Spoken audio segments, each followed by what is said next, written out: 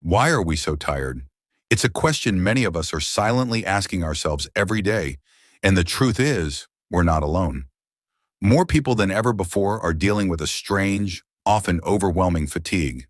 For some, it's a constant drain that lingers even after a full night's sleep.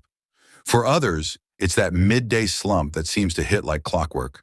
And yet, when we search for answers, we're met with a litany of advice that doesn't seem to help. We're told to sleep more, to drink more water, to eat better, to exercise more. And yes, those things may help to some extent, but they're not the root cause of why we feel so exhausted. What's missing in these typical recommendations is an understanding of how modern life and the way we process information has fundamentally changed the way we experience fatigue. We must go back in time to fully comprehend why we are so fatigued. Imagine living in a world that is entirely different from the one we currently inhabit. One that does not have vehicles, electricity, or even running water. Your immediate survival is the main objective of everything you do and think about in this day and age. In real terms, supporting your life requires all of your energy. You're constantly aware of your environment, constantly scanning for predators, food, and water. Every day is a fight for survival. For the most part, you don't spend your time worrying about things like what to wear, whether your boss is going to email you, or whether or not your friends are annoyed with you. You don't even have the luxury of worrying about the future in the same way we do now. The majority of your mental energy is focused on the present moment and on things that you can control, where to find food, how to protect yourself from the elements, and how to keep your group safe. Let's say you're Johnny Caveman, a representative figure of our ancestors who lived roughly 300,000 years ago. Johnny doesn't know what a schedule is. His life is dictated by the rhythms of nature. His brain, while smaller than ours, is still capable of processing complex information. In fact, it's striking how much his brain shares in common with ours. He has a prefrontal cortex, the part of the brain responsible for decision-making, planning, and problem-solving, and it's as capable as ours when it comes to handling these tasks. But here's the thing. Johnny isn't bombarded by decisions the way we are.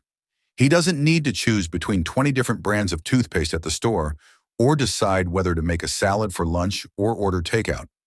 Johnny's decisions are about survival, whether to go hunting, which route to take, how to stay warm at night. His mental workload is intense, yes, but it's relatively simple and straightforward. He isn't overwhelmed by the mental burden of too many choices. At the end of his day, Johnny is physically tired from the work he's done, but his brain hasn't been overloaded by a never-ending stream of decisions. He might be exhausted, but it's because he's been active and engaged with the world around him. His tiredness is a natural consequence of physical labor, but not mental exhaustion. Fast forward thousands of years, and Johnny finds himself in the Industrial Revolution, where the demands of daily life have begun to change. Now, instead of spending his days foraging and hunting, Johnny works in a factory. The nature of his work is repetitive and mechanical, but he's still faced with a steady stream of decisions. He might decide how best to operate a machine, how to communicate with coworkers, or which tasks to prioritize in his day. However, the scale of the decisions is relatively small compared to what we face today. The complexity of Johnny's life is not as overwhelming as the decisions we make in the modern world. And although his work is labor-intensive, it doesn't require the same mental stamina we use today. Johnny's mind still needs to focus, but the stakes aren't as high, and the mental load doesn't compare to what we face now. Now imagine Johnny, or rather, you and I in the 21st century. We wake up to an alarm clock or the buzz of our phone, and immediately we are thrust into a world of decisions. There's no real morning routine where we can ease into the day. From the moment we open our eyes, we're thinking, what time is it? What do I need to do today? What will I wear? Should I go to the gym or skip it? What should I have for breakfast? Should I check my email first or my social media? Should I text my friend about lunch plans now or wait until later? And this is just the beginning of our day. From the moment we wake up, we're bombarded by choices, often little ones, but they add up. And it's not just the morning decisions that exhaust us. Throughout the day, we face hundreds, even thousands of decisions, each one pulling at our mental energy. In fact, recent studies suggest that we make over 35,000 decisions per day.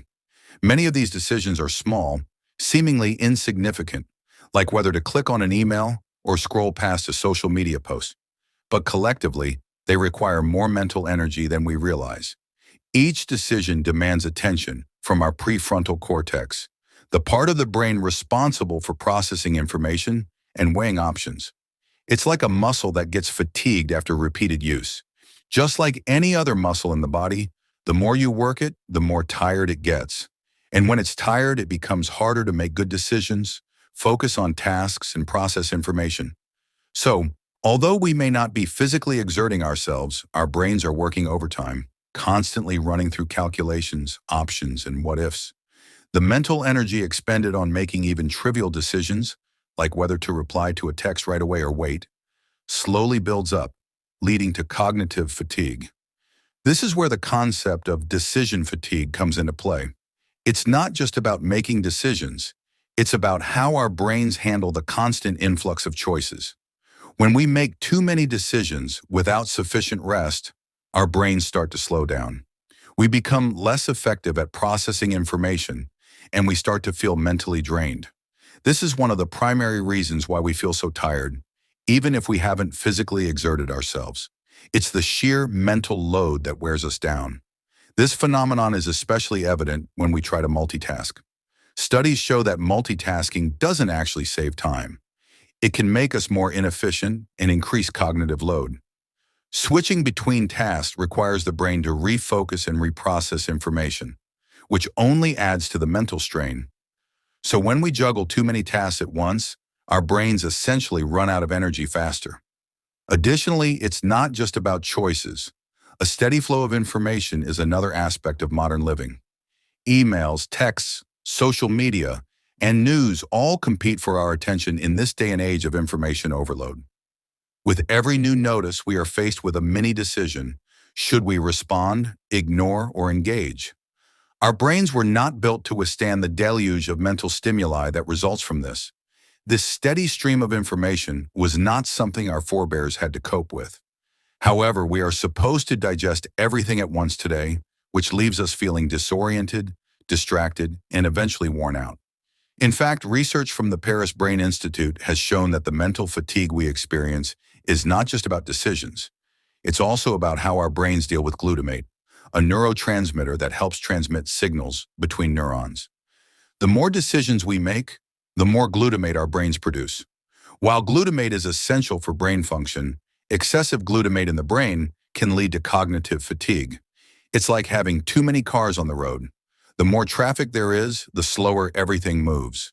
In the brain, the more glutamate we produce, the harder it becomes for our neurons to communicate, leading to mental slowdowns, difficulty concentrating, and fatigue. Another key factor contributing to our tiredness is the nature of modern work and technology. We've become increasingly reliant on screens for work and entertainment.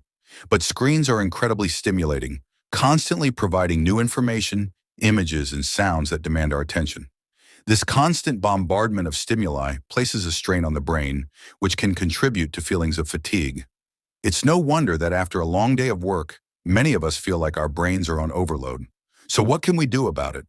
First and foremost, we need to acknowledge that our brains are not built to handle the demands of modern life. We're simply not designed to make so many decisions or to process so much information.